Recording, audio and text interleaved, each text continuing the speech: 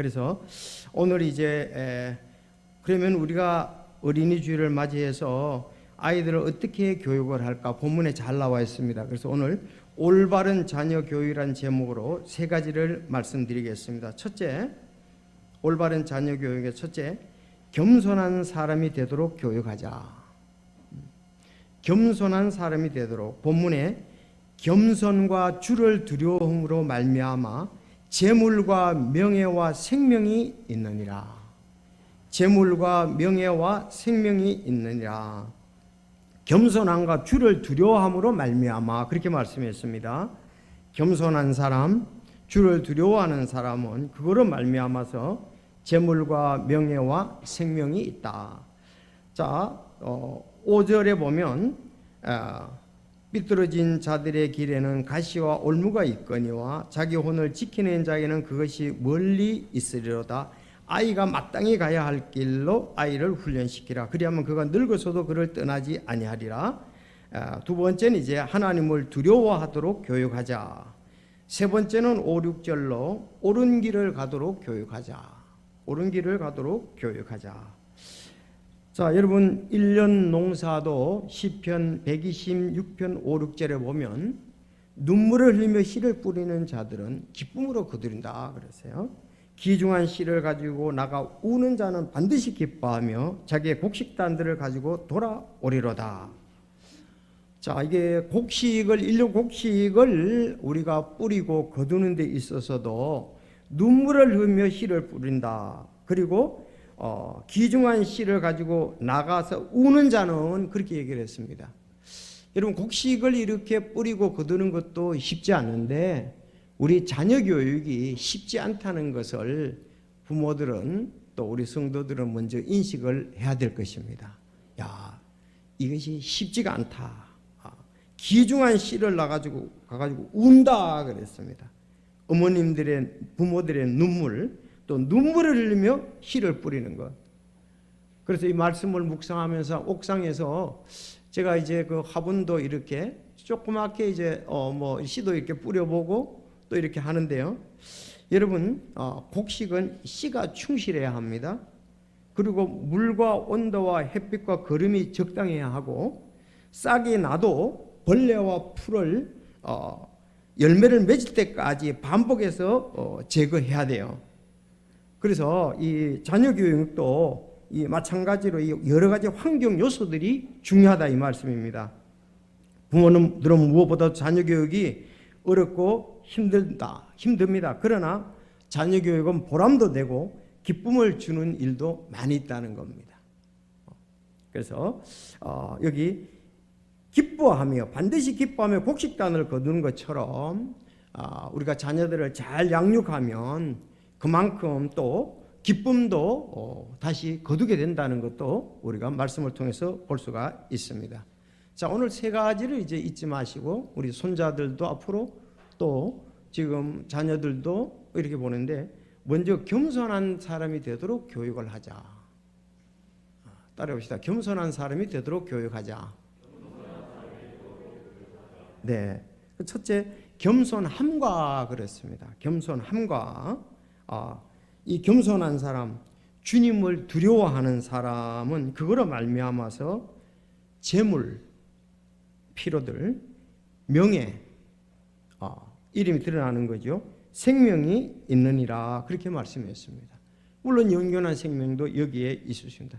겸손히 하나님을 두려워하며 예수 그리스도를 영접할 때 영존하는 생명도 얻을 수가 있습니다.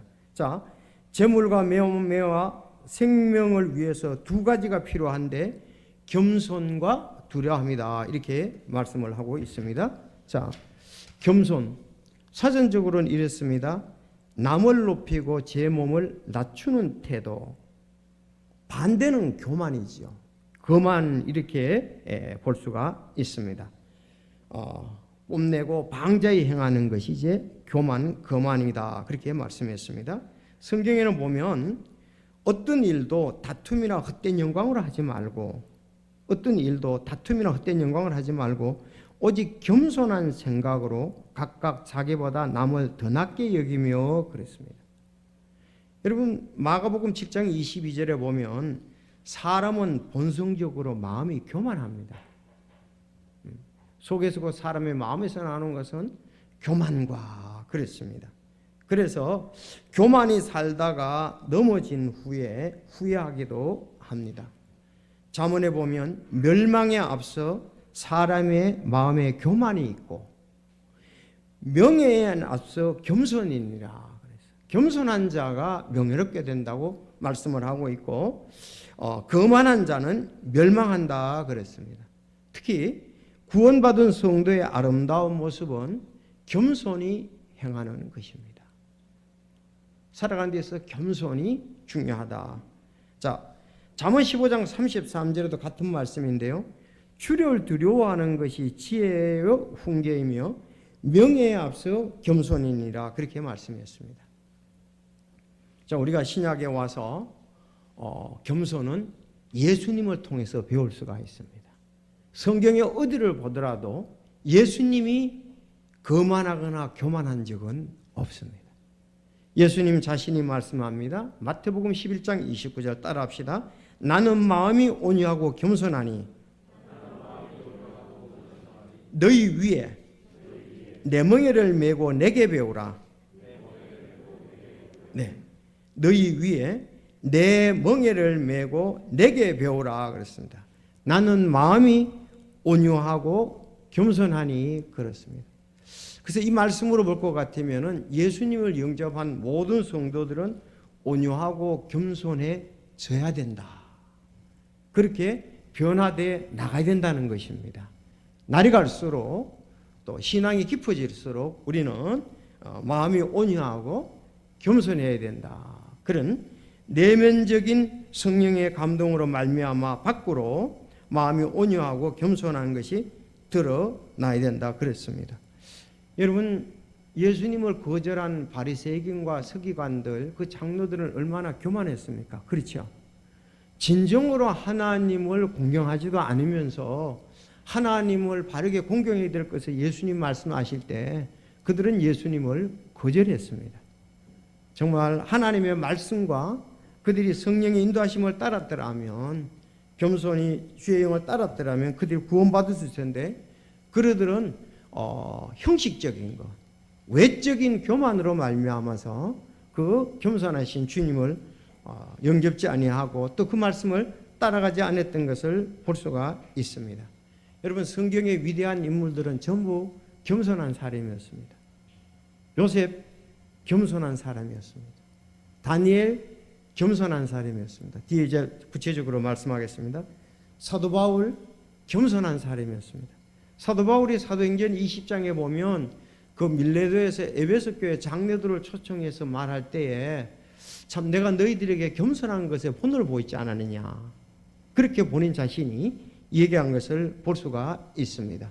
그는 정말 그 에베소에서 자기 필요한 것뿐만 아니라 동료들의 필요한 것도 손수 일하면서 이렇게 제공했던 것을 볼 수가 있습니다.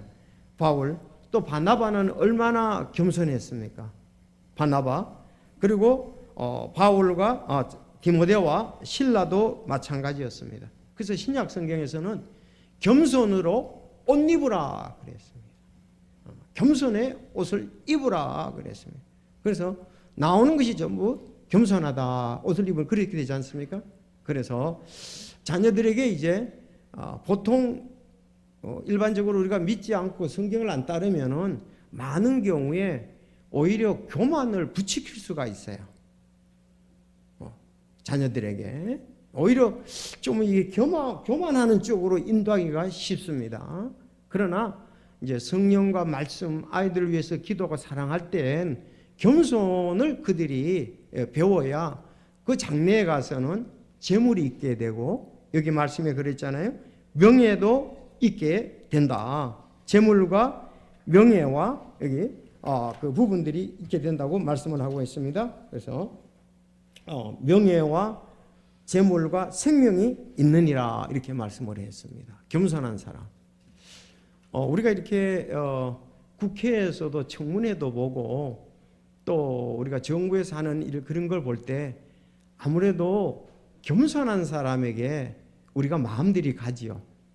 그래서 저는 그 최재형 감사원장 그분에 대해서 이렇게 지내온 것이라든가 이렇게 보니까 그분들이 신앙을 가진 분인데, 그리고 장애인 그 친구가 있는데 그 사람도 아마 법조계에 있는 사람이 모양입니다.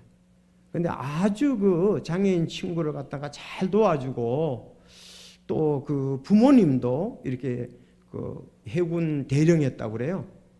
그러면서 그 가정이 참 이렇게 그 주님을 믿는 가정이고, 최재형 감사원장의 그 겸손함에 대해서 정말, 그러니까 그 국회의원들이 무자비하게 공격을 하잖아요.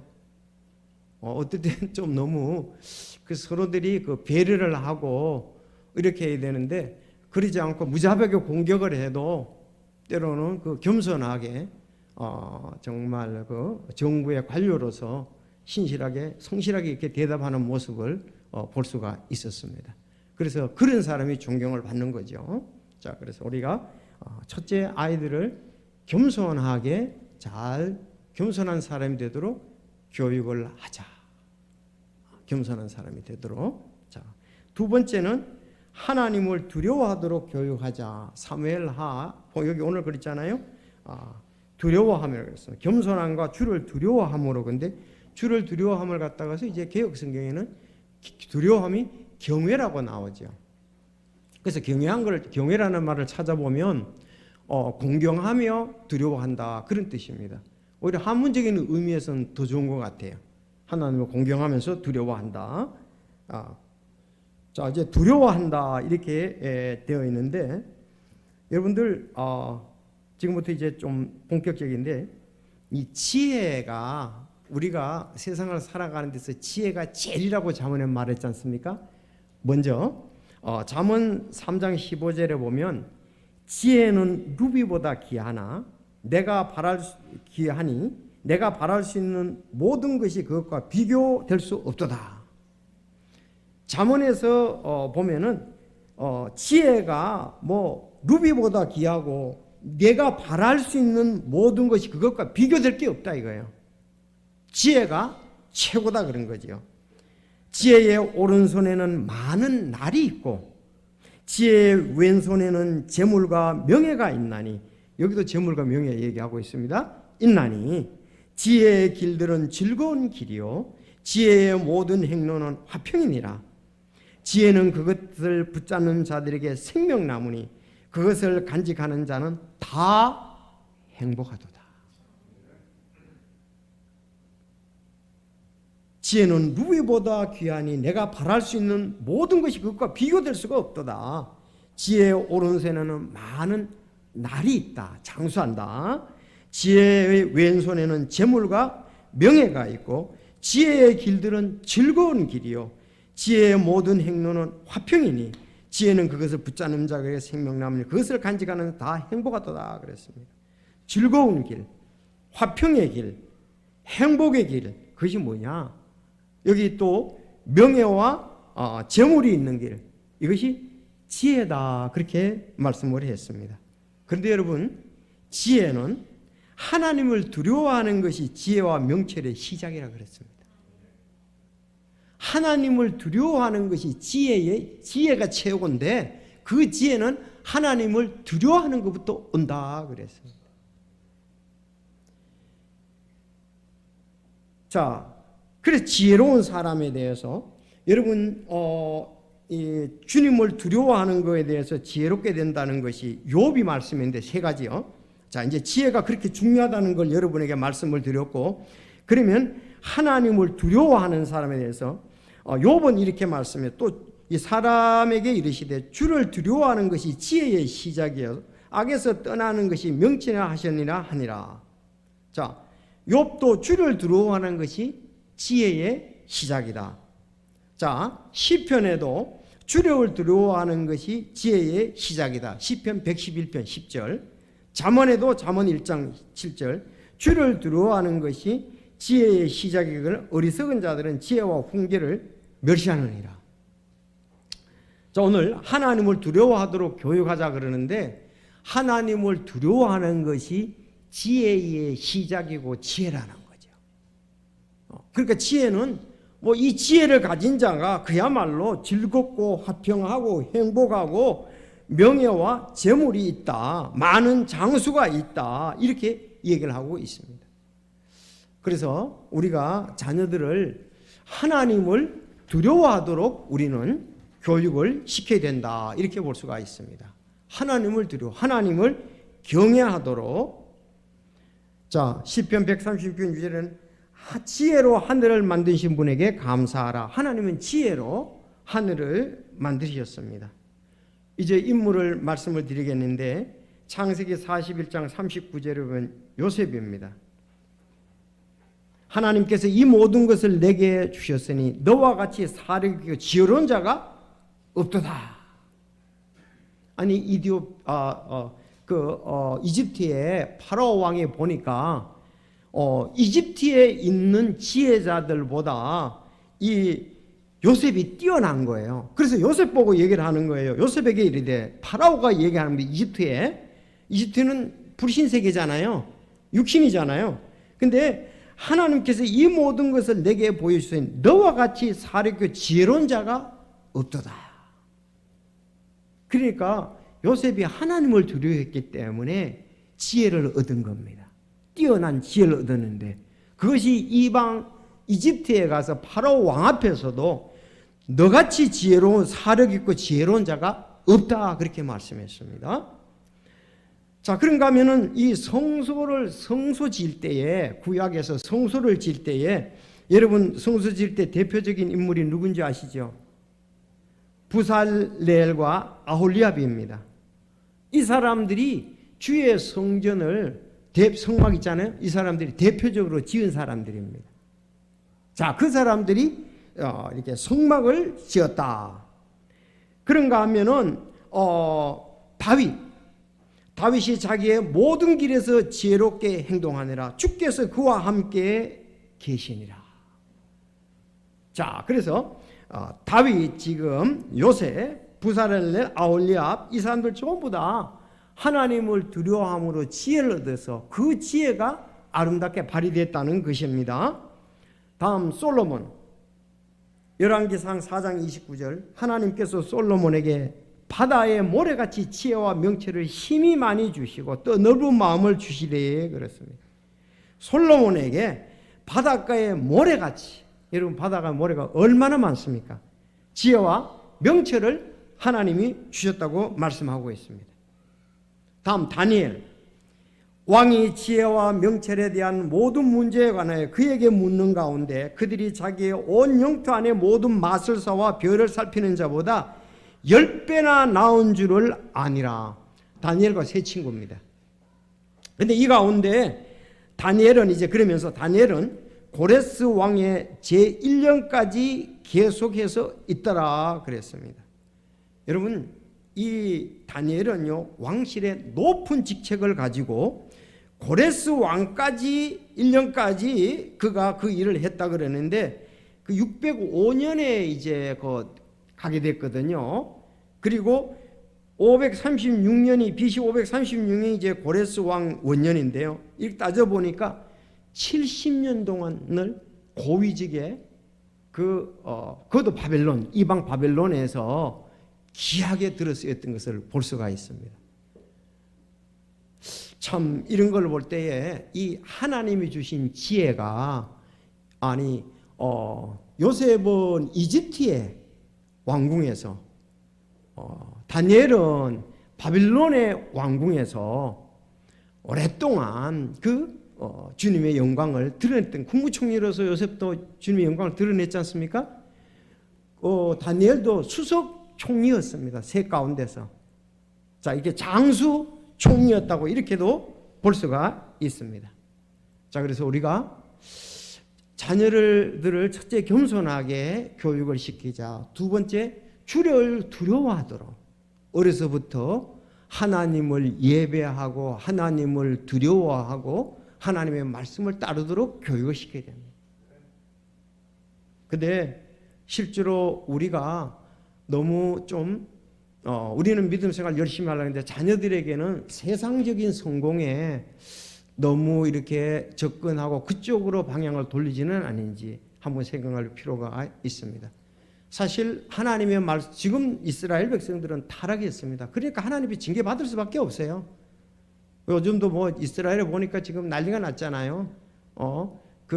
아주 지금 이스라엘은 엉망입니다. 그러나 물론 종충 유대인들 가운데 하나님 말씀을 따르는 사람들도 있습니다.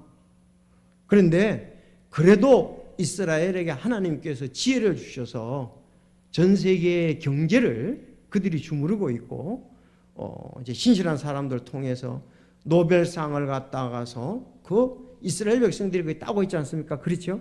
그런 걸 보면 아직도 하나님의 백성이 그 어느 일정 부분에 대해서는 참 지혜롭게 행하고 있다, 그런 것을 볼 수가 있습니다.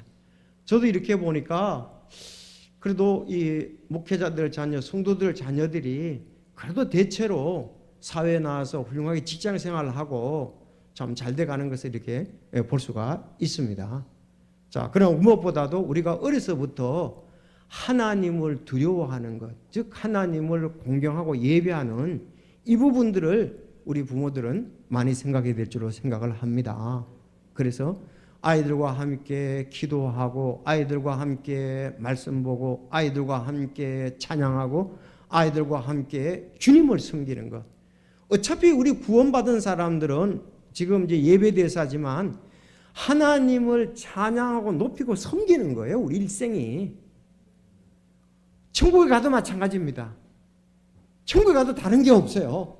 천국에 가서 뭐 우리가 육신적인 생활을 하는 것은 아니거든요. 하나님을 영화롭게 하는 거라고요. 이 땅에서도 하나님을 영화롭게 하고 천국에 가서도 하나님을 영화롭게 하는 것이 우리의 이 본분입니다.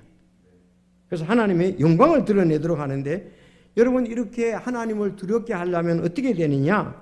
시편 19편 7절에 보니까 주의 율법은 완전하여 혼을 회심시키고 주의 증거는 확실하여 단순한 자를 지혜롭게 하며 그랬습니다. 하나님의 말씀이 자녀들을 지혜롭게 해준다. 하나님의 말씀이 주의 증언은 확실하게 단순한 자를 지혜롭게 한다 그랬습니다. 우리 생각하고는 좀 다르죠. 우리는 어떻게 하면 영어를 더 많이 가르치고, 우리는 어떻게 수학을 더 많이 가고, 어떻게 예능을 더, 그런데 하나님께서 다니엘에게 주셨던 것처럼, 요셉에게 주셨던 것처럼 하나님께서 지혜를 주실 때 그들이 더 뛰어나리라고 생각을 합니다. 그래서 하나님의 말씀으로 잘 교육하라. 그리고 지혜의 모든 것은, 지혜가 제일인데 지혜의 모든 것은 예수님 안에 있습니다. 고린도전서 1장 20절 부르심을 받은 자들에게는, 유대인들에게나 그리스도인에게나 그리스도는 하나님의 권능이요 하나님의 지혜니라. 예수님이 하나님의 지혜다 이거예요. 예수님을 통해서 배우면 최고의 교육을 받는 겁니다. 가장 지혜롭게 될 수가 있습니다. 하나님의 어리석음이 사람들보다 지혜롭고 하나님의 약함이 사람들보다 강하니라.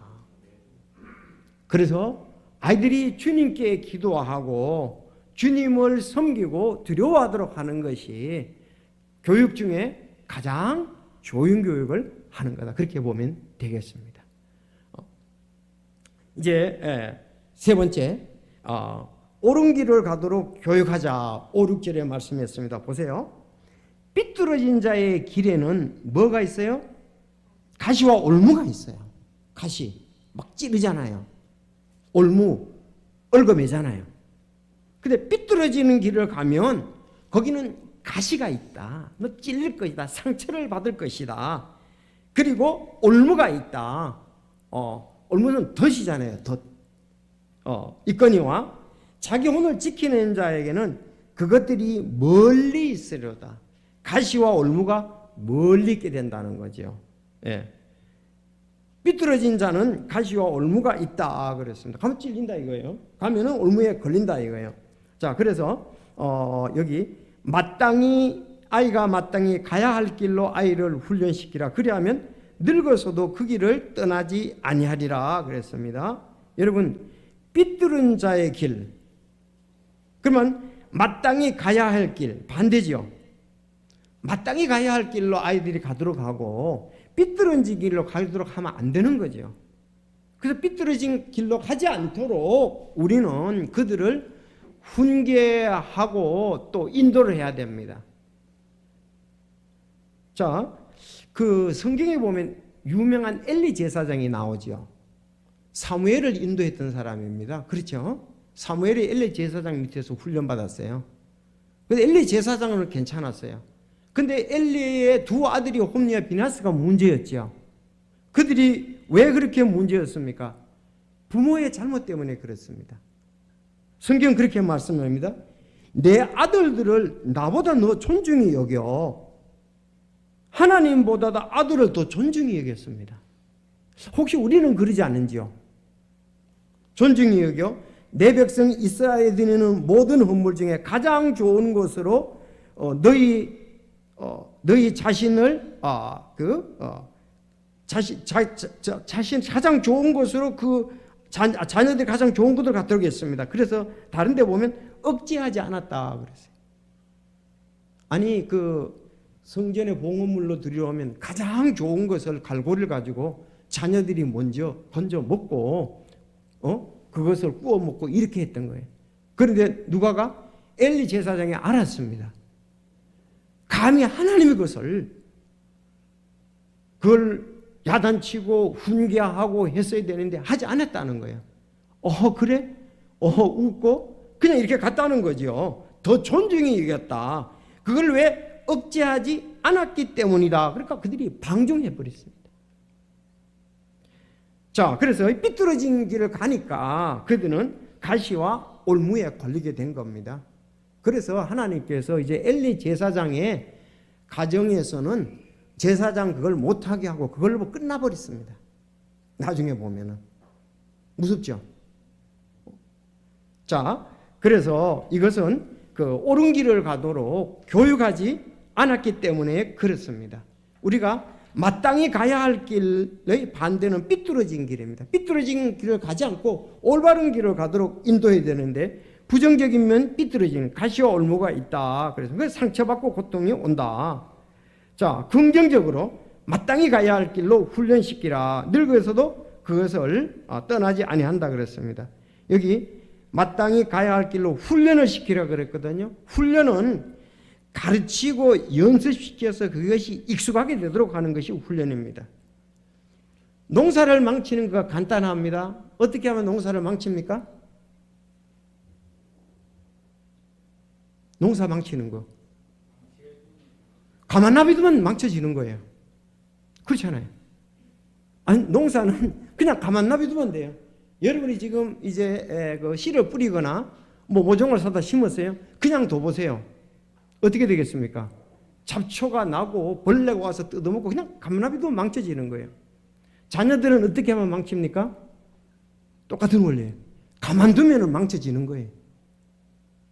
자녀 교육, 옳은 것을 갖다가서 올바른 길로 가야 할 것을 가르치고 훈련시키지 않고 그냥 가만 놔두면 지절로 자녀가 삐뚤어지는 길을 가게 되어 있습니다. 그래서 농사를 망친 것도 그냥 남에 두면 되고 자녀를 망친 것도 그냥 두면 그들이 삐뚤어진 길을 가게 돼서 왜 그랬습니까? 사람의 마음에는 악한 것이 있기 때문에 그렇습니다. 태어나자부터 나는 선한 삶을 살 거야. 그런 하나도 없습니다. 다 자녀 교육을 하면 찍을 거 다 찍고 또 가요. 찍을 거 다 찍고 가요. 그게 무슨 말인지 이제 어른들이 이해가 될 겁니다. 속 시킬 거 다 시켜가면서 더하냐 덜하나 차이지 거기가 그렇습니다. 자, 지혜로운 아들은 자기 아버지의 훈계를 들으나 비웃는 자는 책망을 귀담아 듣지 아니하리라 그랬습니다. 여기서 이제 차이가 있는 거죠. 지혜로운 아들은 아버지의 훈계를 듣는데 비웃는 아이는 책망을 귀담아 듣지 않는다. 자, 회초리를 아끼지 않는 자는 자기 아들을 미워하거니와 그를 사랑하는 자는 어릴 때에 그를 징계하느니라. 어린아이의 마음에는 어리석음이 매여 있거니와 바로잡는 회초리가 그것들을 몰아내어 그에게서 멀리 떠나게 하리라 그랬습니다. 지금 우리 최주영 형제가 깊이 생각될 거예요. 야, 아이들의 마음에는 어리석음이 매여 있다. 다 있는 거예요. 다 있어요. 매여 있나니 어떻게 바로잡는 해초리가 그것들을 몰아내서 멀리 가게 한다 그랬습니다. 해초를 아끼는 자는 아들을 미워하거니와 그를 사랑하는 자는 어릴 때 징계하니라 그랬어요. 요즘 이 교육 현장에서는 안 맞죠. 아이들 해초를 때리면 신고하면은 부모가 법원에다 가태료 물어야 돼요. 자, 이게 지금 나라가 물렁하니까 지금 나라가 엉망이 되는 겁니다. 법으로 못 때리게 하니까 가정이 엉망이 되는 거예요. 이거는 법에서 할 일이 아니고 가정에서 해야 되는. 법은 나라의 법보다도 사실 가정이 더 중요해요. 물론 감정적으로 하니까 문제입니다. 올바로 서 있는 부모가 징계를 하면 문제가 되는데 부모가 올바로 서 있지 않다 보니까 감정적으로 하니까 물론 우리도 어느 정도는 그런 부분들이 있습니다만은 그러나 부모가 이게 대물림을 해야 되는 거예요. 좋은 교육이 계속 대물림한다 그러면 이건 뭐 뛰어난 가정과 뛰어난 나라와 사회가 되는 거죠. 미국에는 이런 법이 없어요. 있어도 부모가 허락해서 일정 부분들은 그렇게 안 된다고요. 여기서 뭐라고 했어요? 회초리라 그랬습니다. 자, 잠언에 보면 이렇게 되어 있습니다. 여러분, 이게 사람의 본성이 어떤지를 알면요, 말에게는 채찍이고요, 나귀에게는 재갈이고 어리석은 자 등에는 회초리니라. 아니, 아이들이 아이로서 잘못하는 거야. 그건 수용해야 되죠. 실수하는 거 수용해야 되죠. 그러나 어리석게 어리석음을 반복적으로 하는 것은 그건 그 마음속의 어리석음을 쫓아내기 위해서는 회초리가 필요하다는 겁니다. 한번 보십시오. 싱가포르는 아직도 곤장 형벌이 있습니다. 자, 이게 역사책에 나올 만한 태형이 있다 이 말입니다. 대표적인 나라가 이 아시아의 싱가포르예요. 자, 이 싱가포르의 태형이 국제 이슈적이 된 것이 있는데 이 1993년에요. 그 미국의 18살 백인 소년 마이클 페이가 싱가포르 경찰에 체포되었습니다. 그가 미국인 학교에 다니고 있었는데 마이클 페이, 어떠냐면 주차장에 주차된 50대 차에다가 펜트로 낙서를 다하고 자동차를 파손한 혐의로 기소가 되었습니다. 자, 그래서 법원은 이 페이에 대해서 4개월의 징역형, 벌금 $2,200 선고하고 여기까지는 괜찮았는데 문제는 태형 6대를 맞아야 된다. 태형을 6대를 맞아야 된다. 그게 전화를 했어요. 그래서 이 사실이 여론이 알려지고 미국에 알려져서 그 미국 정부에다 부모가 도움을 요청을 했습니다. 그리고 미국 언론들은 태형은 지나치다고 여론을 조성하게 되는데 이 빌 클린턴 대통령까지 싱가포르 총리에게 친서와 전화를 걸어서 태형은 면제해 줄 것을 요청을 했습니다. 이거 뉴욕타임즈에는 전 근대적이고 야만적인 태형을 즉각 폐지하라고 사설까지 썼습니다. 그런데 싱가포르 정부는 이런 미국의 압력을 받아들이지 않았습니다. 어떻게 했느냐? 그때 그 사람이 한국은 고척동 이렇게 나오는데 누구든지 싱가포르 땅에서 법을 어기면 싱가포르 법에 따라야 한다면서 미국 대통령의 직접 친서와 보낸 그것을 그래서 2대를 감해줬습니다. 대통령까지 그러니 그래서 총리가 2대 그래서 4대를 맞도록 했습니다. 4대. 미국 여론은 끌었지만 결국 싱가포르는 페이에게 태형 4대를 감형했다. 그게 보통 이게 아픈 게 아니에요. 엉덩이가 그냥 걷어붙이고 때리는데 지금은 이렇게 매를 일정하게 때려서 기계로 때린다는 그런 장치를 가지고 때린다는 얘기가 있습니다. 지금은. 그런데 맞으면은 이 엉덩이 상처가 상당히 오랫동안 계속 남는다는 말도 있습니다. 너무 아파서 6대 때리라고 그러는데 2대만 감해주고 4대를. 여러분, 싱가포르는 법이 엄격하기로 유명합니다. 담배꽁초나 쓰레기를 길거리에다 버리고 적발되면은 내 외국인 관계없이 법원에 기소하는데 약 170만 원의 벌금. 그리고 또 2번째 단속이 될 경우에는 340만 원 벌금. 그래서 싱가포르는 법이 가장 잘 집행되는 나라가 싱가포르예요. 여러분 싱가포르는 그 부산 정도의 크기밖에 안 됩니다. 약 인구도 한 570만 명 정도 되는데 인간 개발 지수는 전 세계 11위, 아시아에서는 1위라 그럽니다. 여러분 보십시오. 결국은 지금 사람들이 잘못해놓고 벌금 내라 그러면 그까짓 거면 벌금 내지. 그래서 얼마 전에 그런 얘기를 했잖아요. 많이 가진 자들 그런 사람들이 똑같이 범죄를 했으면 벌금을 더 물게 하자 이런 얘기도 있었습니다. 왜냐하면은 그 권리비도 맞아. 근데 벌금 내면 되지. 이거 얼마 안 되니까. 그러니까 법이 이제 우습게 집행이 되는 거죠. 그래서 이런 것을 볼 때에 우리가 그 싱가포르 경제성장 아시아에서 우리보다 훨씬 더 잘 삽니다. 그리고 그 섬이잖아요. 섬나라잖아요. 그리고 하여튼 경제 허브라 그래고요. 아주 그 법이 가장 잘 지켜지는 나라가 싱가포르다. 그 왜 그랬습니까? 이게 태형이 효과가 있다는 얘기예요. 그게 너무 그러니까 과히 그 벌금도 많이 물고 또 맞으니까 50대를 갖다가 페인트 칠을 하고서 일부의 그 차를 망가뜨렸으니까 여러분 태형 맞을만 하잖아요.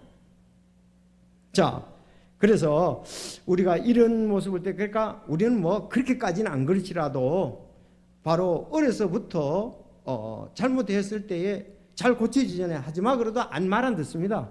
계속 하는 것이 아이들이에요. 그렇죠? 그러면 어떻게 하겠어요? 그러니까 어려서부터 손가락으로 맞아야죠. 잘못했을 때 그리고 습관적으로 잘못하는 것은 손등을 이렇게 맞아야죠. 이렇게 해죠.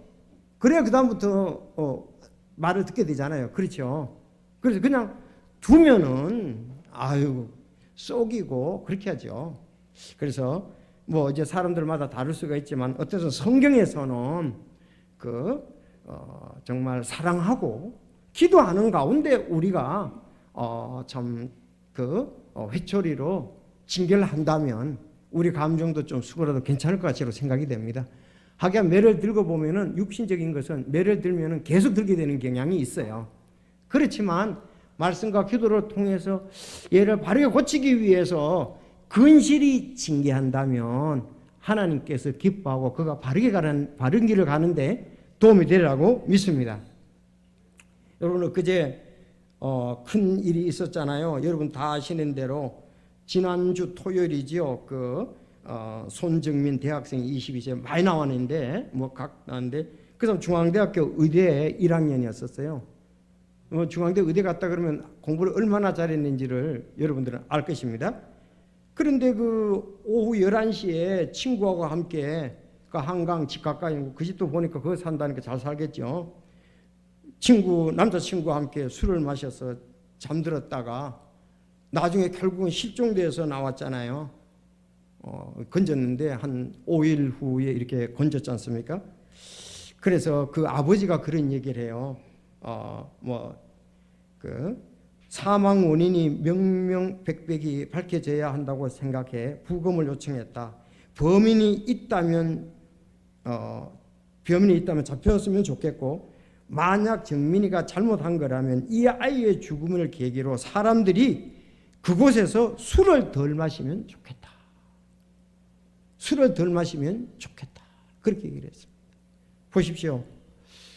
참 보니까 굉장히 집도 분위기도 괜찮았던 것 같아요. 잘 자랐는데 한순간에 술을 먹고 아마 이제 며칠 있으면 이제 지금 아직은 외적으로 볼 때는 큰 물리적인 어떤 다른 사람이 가했다는 그런 것은 없는 것 같아요. 이제 구체적으로 밝혀진다는데 보세요. 정민이가 잘못하는 거면 이 아이의 죽으면 이곳에서 술을 덜 마시면 좋겠다. 그렇게 얘기를 했습니다. 자, 이런 것이 이제 그리고 저도 이렇게 생각했어요. 그 엄마가 자녀가 거기 가서 술을 마시고 지금 몇 시가 돼도 안 들어온다 얼마나 애가 탔겠어요. 그런데 하면서 그걸 못 꺾는 거죠.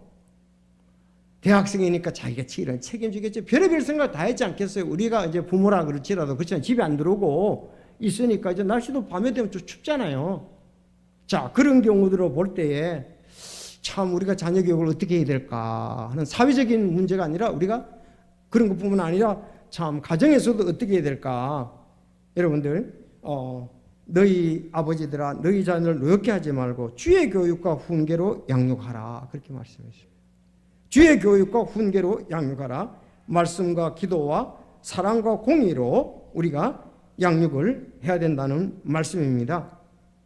그래서 오늘 이런 것을 볼 때에 우리가 자녀 교육 옳은 길로 가도록 우리가 교육을 하자. 오늘 싱가포르 이런 것에 대해서 우리 근실이 회초리로 징계하는 문제 또 사회적인 문제도 잠깐 언급을 했습니다만은 이런 부분을 보면서 우리 그리스도인들이 어쨌든 전체적으로 볼 때 솔로몬도 이 일을 다 알았지 않습니까? 지혜의 왕이잖아요. 어떻게 자녀들을 지혜롭게 가르칠 것인가. 그리고 외국의 왕들도 솔로몬의 지혜를 들어왔던 것을 우리가 보게 됩니다. 그래서 이제 오늘 본문 말씀에서 이 잠언이잖아요. 잠언. 솔로몬이 쓴 잠언이잖아요. 그렇죠? 그래서 오늘 자녀 교육에 대해서 세 가지 성령의 인도하심이 우리에게 있기를 원합니다. 첫째, 겸손한 사람이 올바른 자녀 교육은 겸손한 사람이 되도록 기도하고 그들을 그렇게 교육하기로 우리가 결심하자. 맞습니까? 네. 이건 하나님의 사람으로 나는 하나님 갔을 때 잘했다고 칭찬받으리라고 생각을 합니다. 두 번째, 하나님을 두려워하도록 교육을 하자. 최고입니다. 그것이 지혜의 가장 하나님을 두려운 게 지혜의 시작이기 때문에 그렇습니다. 옳은 길로 가도록 이제 실제적인 겁니다. 그래서 잘못된 길에 대해서는 훈계를 하고 또 그 일이 잘 안 됐을 때는 적당히 회초리로라도 타이르고 훈계를 하고 징계를 하고 해야 되지 않습니까? 그렇죠. 그렇게 한다면 그가 옳은 길을 가도록 되리라고 믿습니다. 성도 여러분, 하나님의 진리의 말씀이 참 또 우리 교회에 풍성해서 하나님께 영광이 되고 우리 모든 가정들이 주 안에서 그야말로 정말 화평하고 또 여기 오늘 말씀대로 화평과 또 복이 있는 그런 가정들이 될 수 있기를 바랍니다. 기도하겠습니다.